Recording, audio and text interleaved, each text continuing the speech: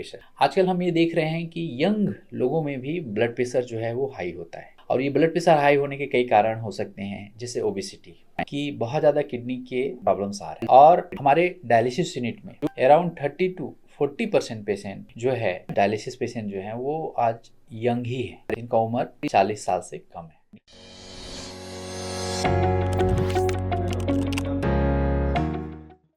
नमस्कार दोस्तों, मैं डॉक्टर आर के साहू, किडनी रोग विशेषज्ञ आरोग्यम हॉस्पिटल से। आज हम ये डिस्कस करेंगे कि जो यंग लोग होते हैं उनमें भी आजकल ये देखा जा रहा है कि बहुत ज़्यादा किडनी के प्रॉब्लम्स आ रहे हैं और हमारे डायलिसिस यूनिट में अराउंड 30 to 40% पेशेंट जो है डायलिसिस पेशेंट जो हैं वो आज यंग ही है, जिनका उम्र 40 साल से कम है। तो आज हम ये जानेंगे कि ऐसा क्यों हो रहा है कि यंग लोगों को किडनी में प्रॉब्लम्स हो रहे हैं।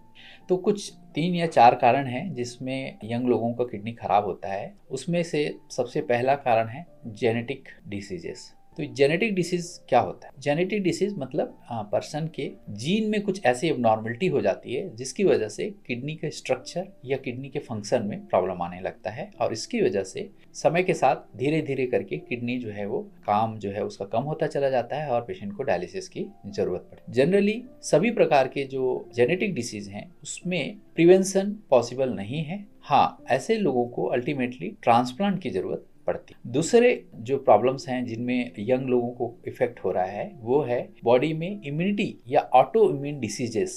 खास तौर पे फीमेल लोगों को या यंग लोगों को जो है ये नॉर्मलिटी होने की वजह से किडनी में प्रॉब्लम्स आ रही है, जैसे कि लूपस नेफ्राइटिस, IgA नेफ्रोपैथी, कुछ अदर ग्लोमेरुलोनेफ्राइटिस। इसमें किडनी से प्रोटीन और ब्लड लीकेज होने लगता है और धीरे धीरे धीरे करके किडनी खराब होने लगती है। लेकिन इस तरह के जो मरीज होते हैं इनकी अगर सही समय पे डायग्नोसिस और सही ट्रीटमेंट अगर हो जाए तो इनकी जो किडनी है वो पूरी तरह से हम ठीक कर सकते हैं या खराब होने से बचा सकते हैं। लेकिन इसके लिए सही समय पे जो जांच और सही समय पे सही ट्रीटमेंट बहुत जरूरी है। तीसरे तरह की जो कंडीशन है जिसमें किडनी जो है खराब होने की संभावना रहती है वो बहुत सारे ऐसे दवाएं, जैसे कि दर्द की दवाएं और ऐसे अल्टरनेटिव मेडिकेशन जो इनडायरेक्टली या डायरेक्टली जो है वो किडनी को इफेक्ट करती है और उसकी वजह से लंबे समय से दवा लेने की वजह से धीरे धीरे धीरे करके किडनी खराब हो जाती है। आजकल बहुत सारे लोग बहुत ऐसी दवाएं जिसकी वजह से बॉडी बिल्डिंग या स्टेरॉयड या ऐसे कुछ दवाएं ले रहे हैं और उसकी वजह से भी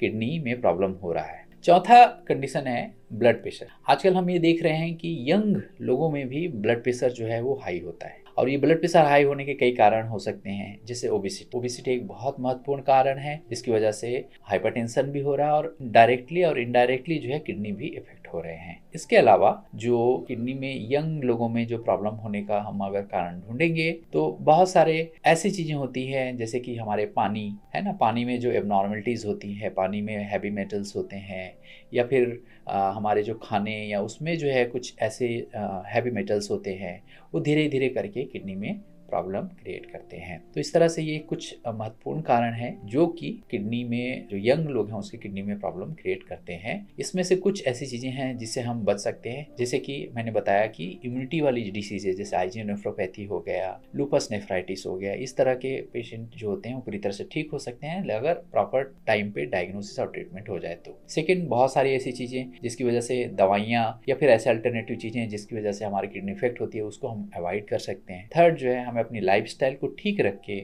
ओबेसिटी ये सब चीज़ों से अपने को प्रिवेंट करना चाहिए और साथ ही साथ हमें हाइपरटेंशन वगैरह पे कंट्रोल रखना चाहिए। इससे भी हम अपनी किडनी को प्रोटेक्ट कर सकते हैं। तो इस तरह से जो है हम लोग यंग लोगों को किडनी की बीमारियों से हम बचा सकते हैं। Thank you.